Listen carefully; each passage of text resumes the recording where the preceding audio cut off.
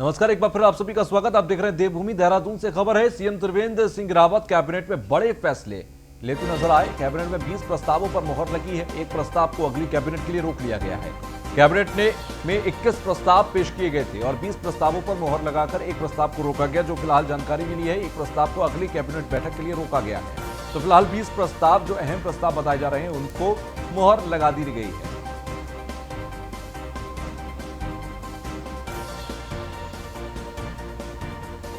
Cabinet में 21 प्रस्ताव पेश किए गए थे, 20 प्रस्तावों पर मुहर लगी। तो कैबिनेट में किस किस प्रस्ताव पर फैसला लिया गया वो हम आपको एक बार सिलसिलावार तरीके से बताते हैं, एक एक करके। 2018-19 की विद्युत नियामक आयोग की रिपोर्ट सदन पर रखी जाएगी। इसके अलावा शहरी विकास विभाग में 27 पदों की अनुमति दी गई है। 40 नए निकायों के अंदर 10 सालों तक हाउस टैक्स नहीं लिया जाएगा। ईज ऑफ डूइंग बिजनेस के लिए ट्रेड लाइसेंस का ऑनलाइन नवीनीकरण होगा। ग्रीन कार्ड बनाने के लिए 10 सीटर गाड़ियों के लिए ऑनलाइन व्यवस्था की जाएगी। इंफॉर्मेशन टेक्नोलॉजी के लिए NCIIPC 2020 गाइडलाइन बनाई गई है। 1072 एकड़ ग्रीनफील्ड के लिए पंतनगर यूनिवर्सिटी से ली जाएगी निःशुल्क जमीन। कोविड-19 के लिए राज्य सरकार ने अभी तक 100 शासनादेश जारी किए।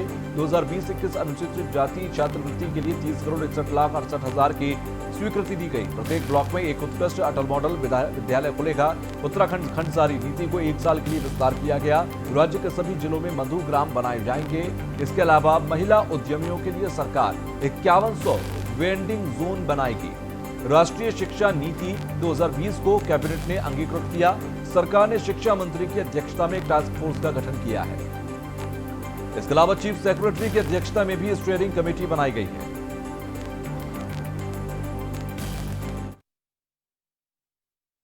एक बहुत ही महत्वपूर्ण निर्णय हमने लिया है, वो आज को ध्यान में रखते हुए भी लिया है और 9 तारीख को भी ध्यान में रखते हुए लिया है।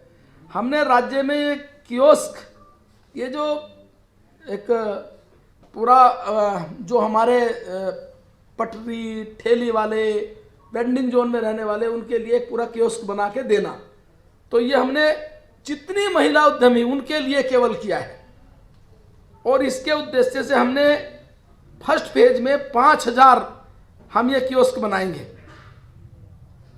और इसमें ये हमने तय किया है कि इसका जो एक मेन उद्देश्य यही है कि महिलाओं को उससे पूरी तरीके से रोजगार जोड़ें।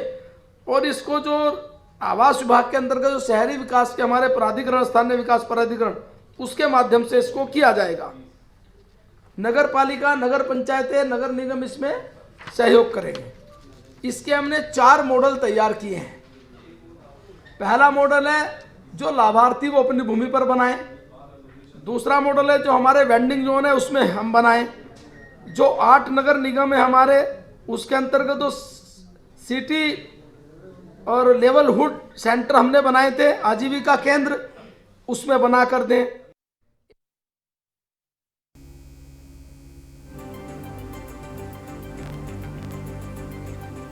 तो त्रिवेंद्र कैबिनेट में आज बड़े फैसले लिए गए। कुल 21 प्रस्ताव रखे गए थे, 20 प्रस्तावों पर मुहर लगी है। काफी महत्वपूर्ण प्रस्ताव हैं और त्रिवेंद्र कैबिनेट ने कुछ बड़े फैसले लेते हुए राज्य के लिए कुछ बेहतर कदम उठाए हैं। ग्रीन कार्ड बनाने के लिए 10 सीटर गाड़ियों की ऑनलाइन व्यवस्था होगी। इंफॉर्मेशन टेक्नोलॉजी के लिए NCIIPC 2020 गाइडलाइन बनाई गई है। इसके अलावा 1072 एकड़ ग्रीनफील्ड के लिए पंतनगर यूनिवर्सिटी से ली जाएगी निःशुल्क जमीन। कोविड-19 के लिए राज्य सरकार ने अभी तक 100 शासनादेश जारी किए हैं। 2020 और 21 अनुसूचित जाति छात्रवृत्ति के लिए 30,61,68,000 की स्वीकृति है। प्रत्येक ब्लॉक में एक उत्कृष्ट अटल मॉडल विद्यालय खुलेगा।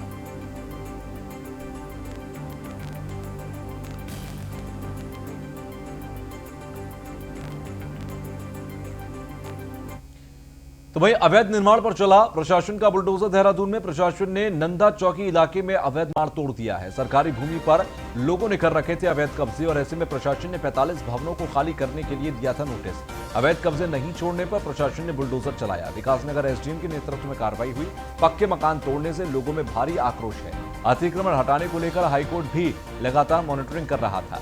तो प्रशासन ने नंदा चौकी के आसपास के इलाके में हुआ अतिक्रमण हटाया और आज सुबह ये कई जगहों पर अतिक्रमण हटाया गया। उसी दौरान की ये तस्वीरें हम आपको दिखा रहे हैं।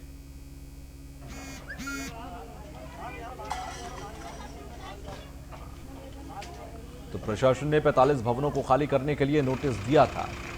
अवैध निर्माण यहां पर तोड़े गए। प्रशासन ने नंदा चौकी इलाके में तोड़ा अवैध निर्माण।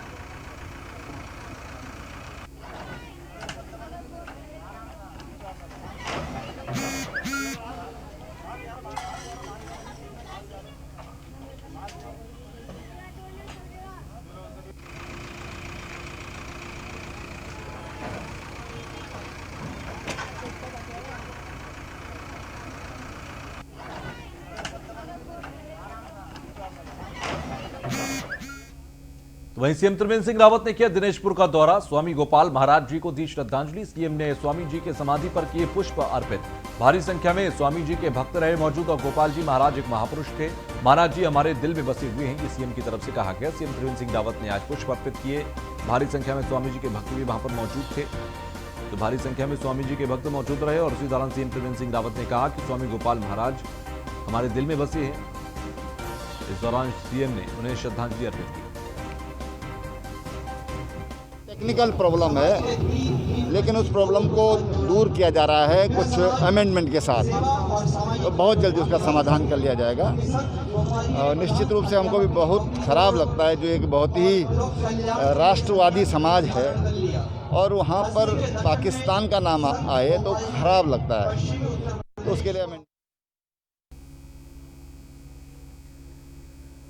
तो महाराज जी हमारे दिल में बसे हुए हैं। स्वामी गोपाल महाराज को दी गई श्रद्धांजलि और सीएम त्रिवेंद्र सिंह रावत ने दिनेशपुर का आज दौरा भी किया।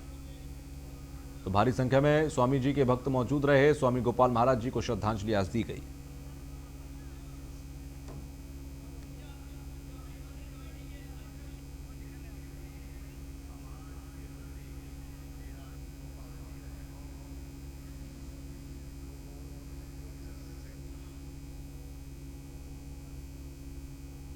टेक्निकल प्रॉब्लम है, लेकिन उस प्रॉब्लम को दूर किया जा रहा है कुछ अमेंडमेंट के साथ, तो बहुत जल्दी उसका समाधान कर लिया जाएगा। निश्चित रूप से हमको भी बहुत खराब लगता है, जो एक बहुत ही राष्ट्रवादी समाज है और वहाँ पर पाकिस्तान का नाम आए तो खराब लगता है, तो उसके लिए अमेंडमेंट। खबर देहरादून से, जहां पर 9 नवंबर को 20 साल का हो जाएगा उत्तराखंड राज्य स्थापना दिवस समारोह के कार्यक्रमों की रूपरेखा तय। ऐसे में सीएम त्रिवेंद्र सिंह रावत की अध्यक्षता में बैठक में कार्यक्रम तय हुआ। डीजी सूचना मेहरबान वेस्ट नोडल अफसर के रूप में संभालेंगे कमान। 8 नवंबर से 11 नवंबर तक राज्य में मुख्य राजकीय भवन होंगे प्रकाशमान। 8 नवंबर को CM Trivendra Singh Rawat mountain bike rally को दिखाएंगे हरी झंडी। डोईवाला में कॉलेजेस के अंदर फ्री वाईफाई सुविधा भी सौगात देंगे सीएम। 8 नवंबर को टिहरी के डोबरा चाटी पुल का लोकार्पण भी करेंगे सीएम। 9 नवंबर को शहीद स्मारक जाकर शहीदों को श्रद्धांजलि देंगे। सुबह 10 बजे से 12 बजे तक पुलिस लाइन में राज्य स्थापना परेड होगी। सीएम त्रिवेंद्र सिंह रावत एक विकास पुस्तिका का भी विमोचन करेंगे। 9 नवंबर को सभी मुख्य जिला मुख्यालयों के अंदर कार्यक्रम किए जाएंगे आयोजित। जिलों में प्रभारी मंत्रियों को मुख्य अतिथि के तौर पर आमंत्रित किया जाएगा। कार्यक्रम के दौरान जिले की योजनाओं का होगा शिलान्यास और लोकार्पण। इसके बाद 9 नवंबर को दोपहर में गैरसैंण भराड़ीसैंण जाएंगे सीएम त्रिवेंद्र सिंह रावत। भराड़ीसैंण के अंदर आईटीबीपी और पुलिस बल की परेड होगी। 10 नवंबर को सीएम जाएंगे गैरसैंण। वीर चंद्र सिंह गढ़वाली समाधि स्थल शहीद वीर चंद्र सिंह गढ़वाली की दूधा टोली स्थित समाधि में पुष्पांजलि अर्पित करेंगे। गैरसैंण में विभिन्न विभागों के लोकार्पण और शिलान्यास के कार्यक्रम में भी रुकेंगे सीएम त्रिवेंद्र सिंह रावत।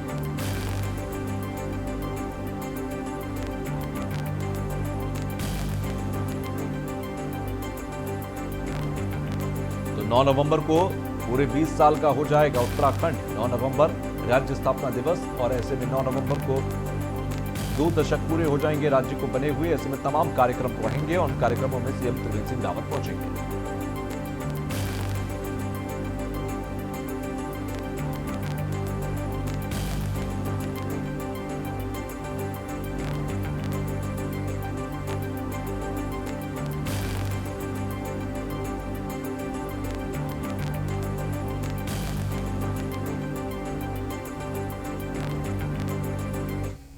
तो वहीं डोईवाला विधानसभा क्षेत्र की विभिन्न समस्याओं को लेकर राज्य आंदोलनकारियों ने एसडीएम को राज्यपाल के नाम ज्ञापन सौंपा। आंदोलनकारी पूर्व राज्य मंत्री मनीष नागपाल के नेतृत्व में डोईवाला तहसील पहुंचे और एसडीएम से आम जनता से जुड़ी प्रमुख समस्याओं के लिए ध्यान आकर्षित करने का आग्रह किया। इस मौके पर पूर्व राज्य मंत्री मनीष नागपाल ने कहा कि डोईवाला क्षेत्र में वैसे तो काफी समस्या है, जिस वजह से स्थानीय निवासियों को काफी परेशानी झेलनी पड़ रही है। उन्होंने कहा कि अवैध खनन पर पूर्ण रूप से रोक लगे और सरकारी अस्पताल को पीपीई मोड से हटाकर सरकार संचालित करे, जिससे आम आदमी को राहत मिल सकेगी और ये अस्पताल रेफर सेंटर ना बने। वहीं उन्होंने मांग पूरी नहीं होने पर उग्र आंदोलन की चेतावनी दी।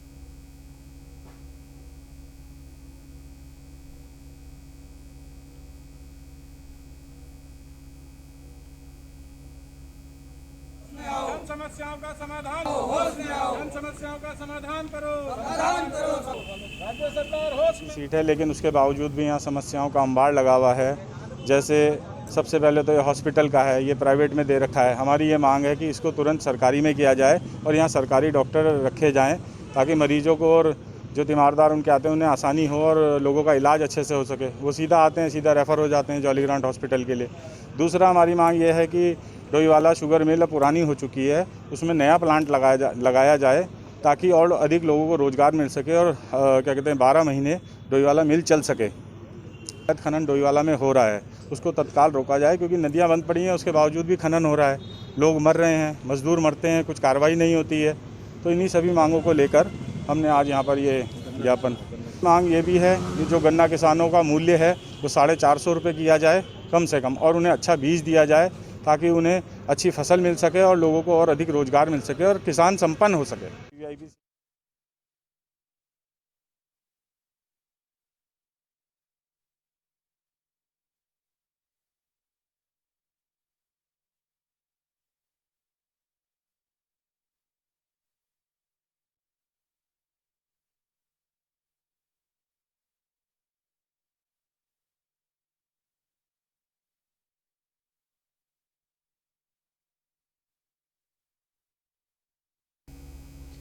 तो वहीं नैनीताल में दुग्ध उत्पादक संघ में दुग्ध संघ के बोर्ड के मेंबर्स की एक महत्वपूर्ण बैठक हुई। बैठक में दुग्ध संघ के हितों में कई तरह के निर्णय लिए गए। बैठक में दुग्ध संघ के अध्यक्ष मुकेश बोरा ने जानकारी दी है कि कर्मचारियों को दीपावली बोनस के रूप में 1 करोड़ से ज्यादा बांटे जाने और दुग्ध संघ के अंदर एक मिनरल वाटर की एक विशाल फैक्ट्री लगाने का निर्णय लिया गया।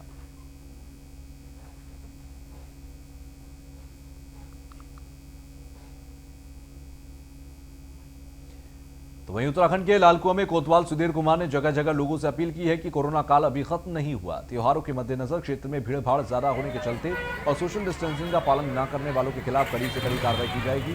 साथ ही उन्होंने कहा कि अभी कोरोना काल खत्म नहीं हुआ, इसके चलते सभी को सतर्क रहने की जरूरत है। मास्क और उचित दूरी का ध्यान रखें, नहीं तो अब चालान की प्रक्रिया अमल में लाई जाएगी। देखिए, कोरोना जो है खत्म नहीं हुआ है, कोरोना अभी चल ही रहा है और इसमें हम लोगों को अभी बहुत सतर्कता बरतने की ज़रूरत है जब तक कि वैक्सीन नहीं आ जाती। तो त्यौहार के मद्देनज़र जो है बाज़ार में भीड़ भाड़ भी ज़्यादा रहती है, तो हम लोगों ने जो सामान्य पुलिस जो हमारी बाज़ार में रहती है उससे ज़्यादा पुलिस निकाल रखी है। इस समय लोगों को समझा रहे हैं, लोगों को बता रहे हैं कि भाई आप सोशल डिस्टेंसिंग का पालन कीजिए और अगर कोई नहीं मान रहा है तो उसका फिर चालान भी करें। और हमारा ये प्रयास है कि लोग जो है सुरक्षित रहें, मास्क लगाएँ और सोशल डिस्टेंसिंग। खबर अब नैनीताल से है, जहां पर 12 फीट ऊंचाई से गिरने से विद्युत कर्मी घायल हो गया है।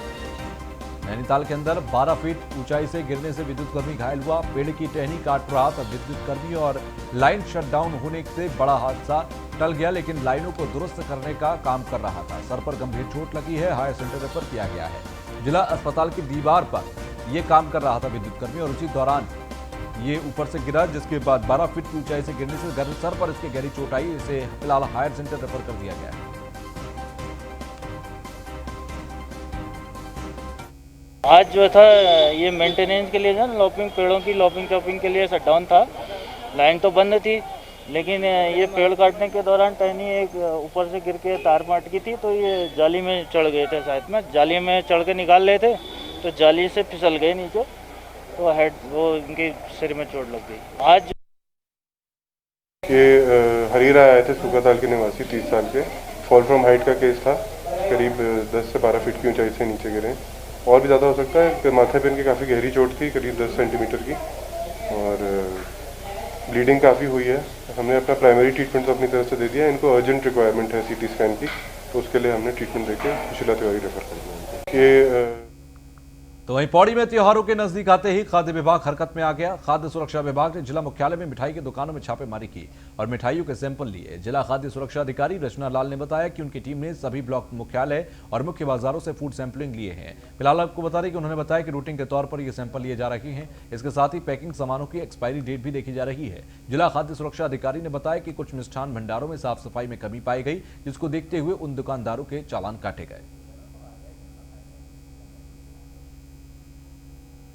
ये त्यौहार आ रहा है तो उसको मद्देनज़र करते हुए हमारे डिपार्टमेंट और प्रशासन के निर्देश पर जिलाधिकारी और एसडीएम सर हम लोग के साथ हम लोग एक अभियान चला रहे हैं ताकि जो मिठाइयाँ जो मिल रही हैं बाज़ार में या और भी जो सामान खाद्य सामग्री मिल रही है वो ग्राहकों को या आम जनता को अच्छी तरीके से उपलब्ध हो। बेस्ट बिफोर वगैरह चेक करा जा रहा है। जो मिठाइयों की दुकानों की जो क्वालिटी है, उनका किचन जो है, स्पेशली किचन में कैसा है, क्या उनका रख रखाव है, इस बारे में चेकिंग चल रही है और उनको नोटिस दिए जा रहे हैं। और जो बेस्ट बिफोर वगैरह खुली मिठाइयों पर भी लगानी है उसके निर्देश दिए जा चुके हैं और कड़ी चेतावनी दी जा रही है कि कोई भी मिलावट करेगा तो उसको बख्शा नहीं जाएगा। गए हैं और चालान किया गया है, 2-3 दुकानों का चालान किया गया है। तो वहीं सितारगंज के चर्चित मीना बाजार में अतिक्रमण अभियान के विरोध में सरकार के खिलाफ व्यापार मंडल ने हल्लाबोल किया। आपको बता दें कि हल्लाबोल ये किया गया व्यापारियों के साथ मिलकर प्रशासन पर आरोप लगाते हुए व्यापार मंडल के अध्यक्ष धरने पर बैठे। इतना ही नहीं, व्यापार मंडल अध्यक्ष ने सरकार को धमकी देते हुए कहा कि अगर किसी व्यापारी के साथ कोई अनहोनी हुई तो इसकी संपूर्ण जिम्मेदारी सरकार की होगी। आपको बता दें कि सितारगंज के मीना बाजार में रोडवेज बस अड्डे पर बसों का संचालन शुरू होने वाला है, जिसको लेकर पीडब्ल्यूडी और तहसील प्रशासन ने मीना बाजार में कच्ची पक्की दुकानों को तोड़ा जा रहा है। पूर्व विधायक नारायण पाल और बालिका के शहरी जिले में तो अतिक्रमण अभियान के खिलाफ जोरदार प्रदर्शन कर प्रशासन और सरकार पर गरीबों को उजाड़ने का आरोप लगाया।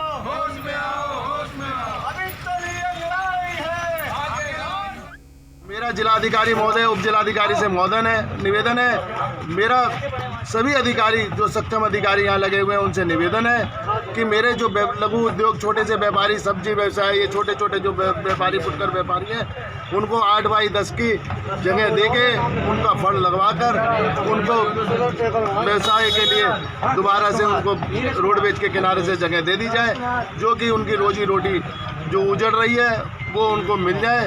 नहीं तो ऐसी कोई स्थिति आ गई, कोई व्यापारी के साथ हादसा हो गया तो उसकी स्वयं जिम्मेवारी सरकार और प्रशासन की होगी। तो वहीं उत्तराखंड के काशीपुर पुलिस को बड़ी कामयाबी हाथ लगी। पुलिस ने वाहन चेकिंग के दौरान एक वाहन चोर को चोरी की गाड़ी के साथ गिरफ्तार किया। दरअसल चेकिंग के दौरान सामने से आ रही कार को जब पुलिस ने चेकिंग के लिए रोका और वाहन चालक से उस गाड़ी के पेपर मांगे तो पेपर ना होने का पुलिस को शक हुआ। तो पुलिस ने परिवहन ऐप पर उसी गाड़ी के पर लिखे वाहन की संख्या को सर्च किया तो गाड़ी के चेसिस नंबर और गाड़ी का रजिस्ट्रेशन नंबर अलग निकला। जिसके बाद पुलिस ने पूछताछ के बाद पुलिस को पता लगा कि पंजाब के एक व्यक्ति की गाड़ी पिछले कुछ दिनों पहले ये लापता हुई थी, वहीं ये गाड़ी जो है वो चोरी की थी। पुलिस ने आरोपी पर कार्रवाई करते हुए बताया कि आरोपी को पंजाब पुलिस के सुपुर्द कर दिया गया है। 85 नंबर से नंबर निकाला गया तो वो पंजाब की गाड़ी निकल आई। हालांकि उस पर नंबर तो उत्तर प्रदेश का था जो नंबर प्लेट पे लगाया था। तो उसका और विवेचना में उसमें और थोड़ा सा इंट्रोगेशन किया गया तो ये पता चला कि जो गाड़ी चालक था उसकी मामा का लड़का जनवरी में ये गाड़ी लेके उत्तराखंड आया था जसपुर एरिया में।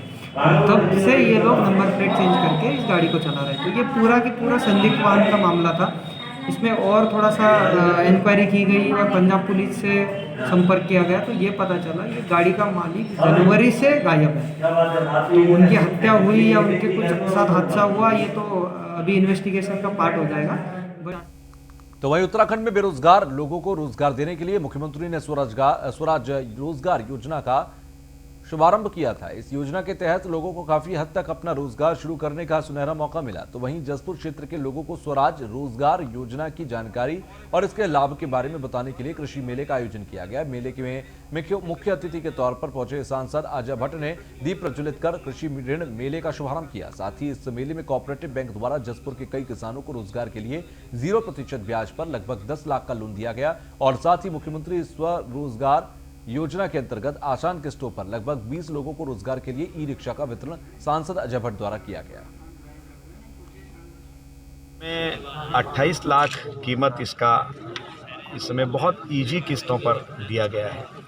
मुश्किल से 5,000 या 5,500 महीने की किस्त आएगी और अपना रोजगार अच्छी तरह से चला सकेंगे। एक सरकार का बहुत अच्छा उपक्रम है।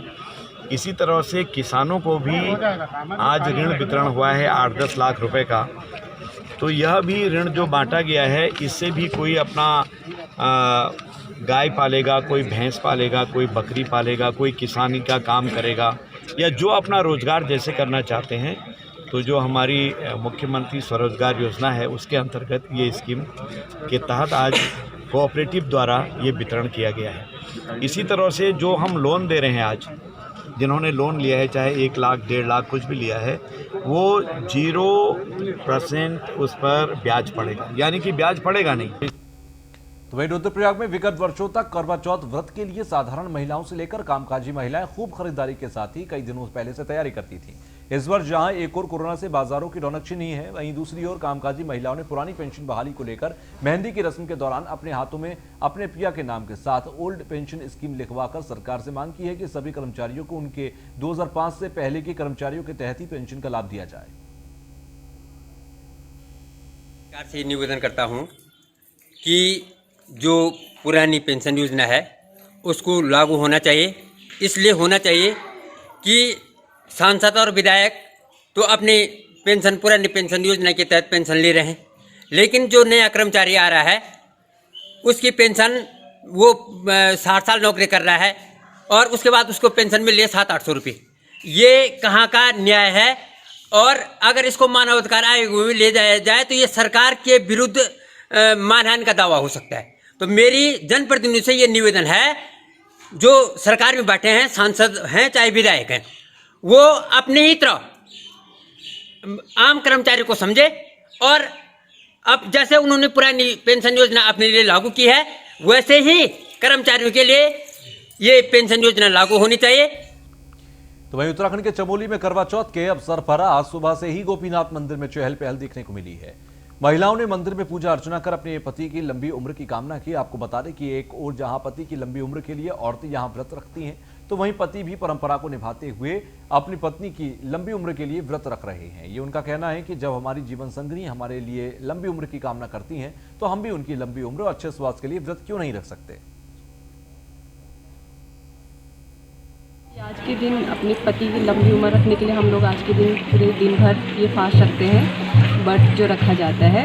और इसमें निर्जला व्रत होता है, जो कि आज के दिन कुछ भी ना पानी दिया जाता है, इसके दिन ना कुछ खाना खाना है। जब चांद निकलेगा रात के दिन तब उसकी आरती होगी, पूजा होगी, उसके बाद जाके हम अपने छीन से जो होती है उससे अपने पति का चेहरा देख के फिर ये व्रत अपने पति के हाथ। तो बहुत बड़ा है, कहते हैं कि करवा चौथ का व्रत लेने से पति की उम्र लंबी होती है, तो हम भी वही सोच के व्रत रखते हैं कि पति के कष्ट हटे और उनकी उम्र लंबी हो। और रात को पूजा करने के बाद ही व्रत पति के हाथों से खोला जाता है। तो और हम बहुत खुशी से इस पर्व को मनाते हैं। कहते हैं इससे पति की लंबी उम्र होती है और हमारे बड़े बुजुर्ग हमें सब चीज़ें बताते हैं कैसे इसकी पूजा होती है, क्या करना होता है।